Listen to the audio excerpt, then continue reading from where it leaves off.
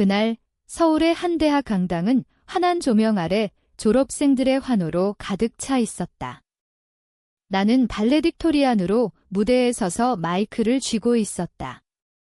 손끝이 살짝 떨렸지만 나는 미소를 지으며 말을 시작했다.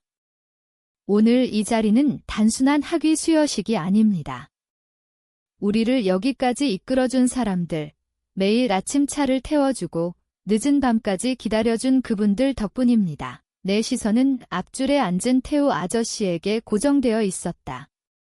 그는 정장 차림으로 앉아 가슴에 손을 얹고 감동받은 듯 고개를 끄덕였다. 수미 엄마는 옆에서 눈가를 살짝 닦으며 미소를 지었다. 그분께 감사드립니다.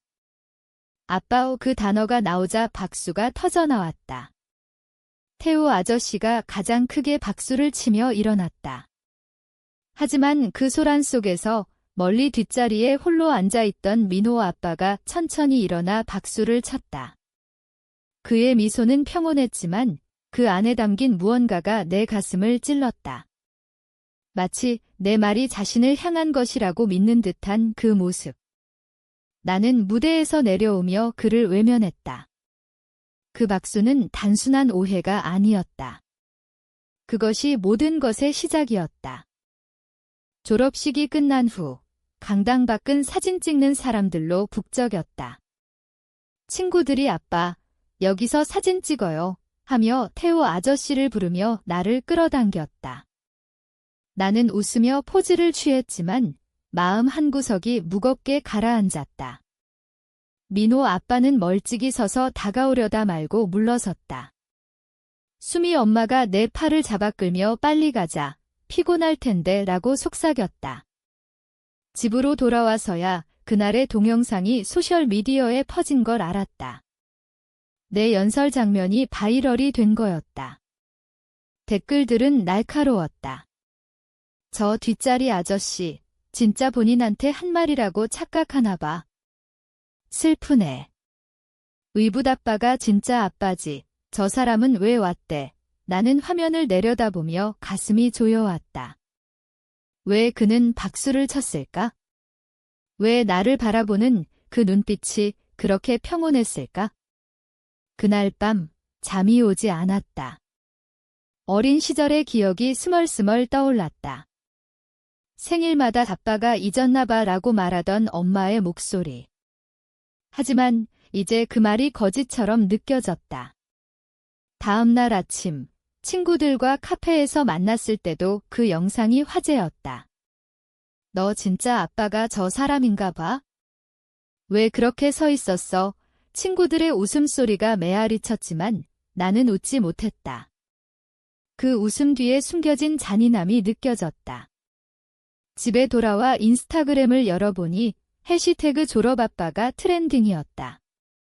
한 포스트가 특히 눈에 띄었다.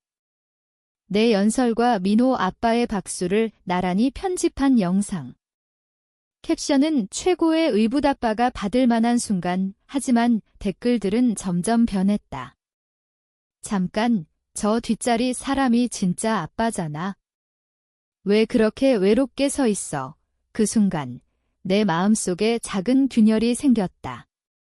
내가 말한 항상 곁에 있어준 사람들이라는 그 문구가 어쩌면 민호 아빠에게도 해당될 수 있었을까? 나는 연설을 다시 떠올렸다. 태우 아저씨를 보며 말했지만 그 말이 멀리까지 퍼졌을지도 모른다. 인터넷은 잊지 않는다. 하지만 나는 잊고 살았던 걸 이제야 기억하고 있었다. 그날 오후, 집 차고에서 오래된 상자를 찾다 우연히 발견했다. 옛날 학교 물건이라고 라벨이 붙은 상자. 먼지가 쌓인 뚜껑을 열자 어린 시절 그림과 노트들이 나왔다. 그런데 바닥에 묶인 편지 묶음이 있었다. 손글씨가 낯설지 않았다. 민호 아빠의 글씨. 첫 번째 편지는 내가 8살 때 쓴 거였다. 지은아, 3학년 성적표 봤어. 정말 자랑스러워. 내가 얼마나 컸는지 믿기지 않아 안에 클립된 사진은 놀이터에서 웃는 나였다. 어떻게 이 사진을? 다음 편지들은 해마다 이어졌다. 생일 카드, 무용 발표회 응원 메시지, 과학 박람회 축하. 하나에는 화산 모형 만들었다고 들었어. 심사 중에 폭발시키면 판사들 마음 사로잡을 거야 라고 적혀 있었다. 눌린 꽃과 함께 학교 견학 사진이 붙어 있었다. 그리고 배경에 희미하게 울타리 너머로 선글라스를 쓴 민호 아빠의 모습. 그는 그곳에 있었다. 보이지 않게, 하지만 항상. 13통의 편지. 13년의 목소리. 모두 나에게 보낸 거였지만 전달되지 않았다. 엄마가 올해도 잊었나 봐 라고 했던 그 말들이 이제 독처럼 느껴졌다. 그녀는 보호한 게 아니었다. 이야기를 편집한 거였다. 나는 식탁에 앉아 편지들을 연도별로 정리했다. 눈물이 나오지 않았다. 대신 차가운 분노가 스멀스멀 피어올랐다. 내가 누군가의 부재 위에 세운 정체성이 사실은 존재하지 않는 부재였다니. 나는 핸드폰을 들고 각 편지를 사진 찍었다. 잃어버린 해라는 폴더에 저장했다. 그날 저녁, 엄마에게 문자 보냈다. 편지들 언제 말할 거예요? 답이 없었다. 마지막 편지가 최근 거였다. 18살 생일 축하해. 내 큰 해야. 사진에 없어도 응원하게 그는 잊지 않았다. 엄마가 잊게 만든 거였다. 저녁 무렵 식탁에 앉아 랩톱을 열었다. 대학 입학 에세이 초안을 찾으려던 참이었다. 그런데 문서가 이상했다. 내가 좋아했던 문장. 우리 사이의 침묵은 비어있지 않고 의미로 가득 차 있다가 사라졌다. 버전 히스토리를 보니 빨간 표시와 함께 댓글 너무 모호해. 태우 아저씨에 대해 쓰는 게 더 나아. 더 눈에 띄니까 엄마의 디지털 붉은 펜, 나는 키보드 위에서 손을 멈췄다. 웃음이 나올 뻔했다. 하지만 대신 속삭였다. 이건 제안이 아니었어. 대체였어. 그 초안이 제출된 버전이었다. 장학금을 받은 그 에세이, 이제 공동 집필된 소설처럼 느껴졌다. 복도 파일 캐비닛을 뒤졌다. FAFSA 서류 찾으려고 라고 거짓말했다. 보험 서류 사이에 민호 아빠 앞으로 된 대학 적립금 확인서가 있었다. 열리지 않은 봉투. 온라인으로 확인하니 그 펀드는 민호 아빠 이름으로 되어 있었다. 등록금, 숙소, 책값. 내 미래를 그린 건 태우 아저씨가 아니었다. 나는 조용히 주방으로 가서 엄마 앞에 서류를 놓았다. 에세이 편집했어요. 아빠 지웠어요. 편지 숨겼어요. 이제 대학 돈도 아빠 거였네요. 그녀의 손가락이 멈췄다. 지은아. 말할 수 있었잖아요. 그녀의 목소리가 작아졌다. 하지만 부정하지 않았다. 그 침묵이 더 아팠다. 그 후로 분노가 쌓였다. 단순한 슬픔이 아니었다. 배신의 무게가 나를 짓눌렀다. 나는 은행에 아는 친구에게 전화했다. 신용 파일 좀 봐줄 수 있어. 몇 시간 후 그녀가 말했다. 직접 보내진 못하지만 봤어. 태우 아저씨가 내 이름으로 대출 열었어. 민호 아빠 정보로 공동 서명. 지불 안 하다가 닫았어. 그는 돈을 빌린 게 아니었다. 신분과 신뢰를 빌린 거였다. 나는 엄마에게 전화했다. 스피커로 할게요. 오디오 파일을 재생했다. 엄마의 목소리, 지은이가 태우가 다 한 줄 알면 깨끗해.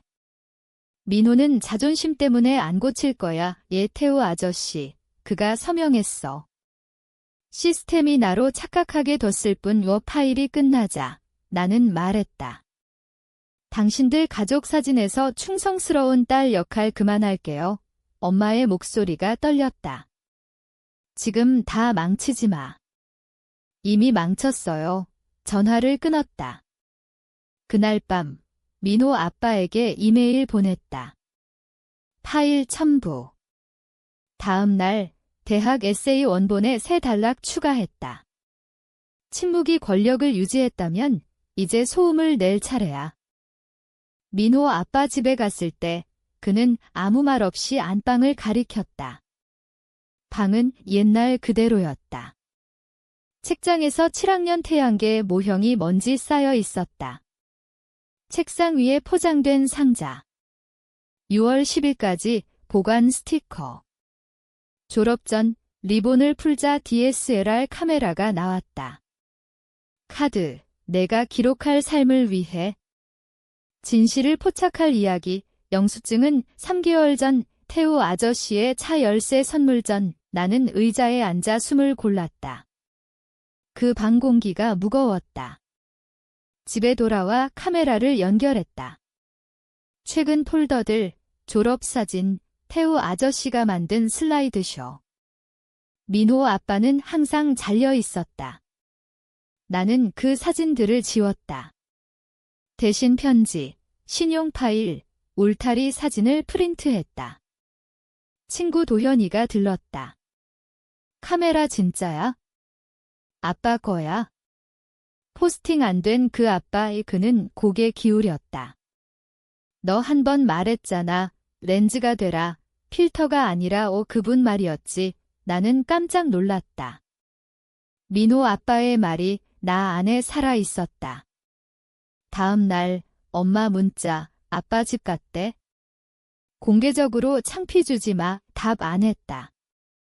대신 인스타 포스트, 키워준 사람이 가장 크게 보이지 않을 때도 있어. 프레임 구석에 항상 있는 사람. 6살 때 공원 사진 첨부. 민호 아빠 팔이 내 등에. 포스트 후, 보이스메일, 포스트 봤어. 고마워, 민호 아빠였다. 침묵이 더 이상 거리가 아니었다. 대학 재정부서에서 온 이메일. 재정 후원자 인증 후 태우 아저씨가 자신을 스폰서로 변경하려 했지만 거부됐다. 파일에 민호 씨가 확인된 후원자입니다. 그는 파일까지 고치려 했다. 나는 그 이메일을 진실 폴더에 저장했다. 옛 동창 메시지, 태우 아저씨가 행운이라고 생각했어. 하지만 민호 아빠가 매 행사마다 울타리 밖에서 서 있었어. 너 그냥 안 봤을 뿐. 그 말이 정착됐다. 나는 캐러셀 포스트 만들었다. 첫 슬라이드, 졸업 연설, 태우 아저씨 잘림. 둘째, 대학 이메일 스크린샷. 셋째, 카메라 사진. 마지막, 가시성의 가치. 조용한 지지야말로 진짜의 포스트가 3,000 공유됐다. 선생님들 댓글, 친구들 메시지. 태우 아저씨 문자, 이게 필요했어? 항상 필요했어요. 증거가 없다고 생각했겠지만 1시간 후, 택배, 비공개 합의서. 프라이버시, 명예, 침묵 약속. 나는 읽지도 않았다. 종이가 날 침묵시킬 순 없었다. 커피숍에서 원본 에세이 열었다. 편집 전 버전. 마지막 줄 추가, 일부 유사는 스포트라이트 없이 살아남아 미디엄에 게시, 제출하고 싶었던 버전 빠르게 퍼졌다. 부모 블로그에 공유됐다. 엄마 문자, 우리 창피주네. 나 해방하는 거예요. 태우 아저씨, 내가 만든 가족 망쳤어. 브랜드였지, 가족 아니야. 침묵이 깨끗했다. 민호 아빠 이메일, 읽었어. 자랑스러워. 집에 돌아와 도현이 노트, 태우 싫었어.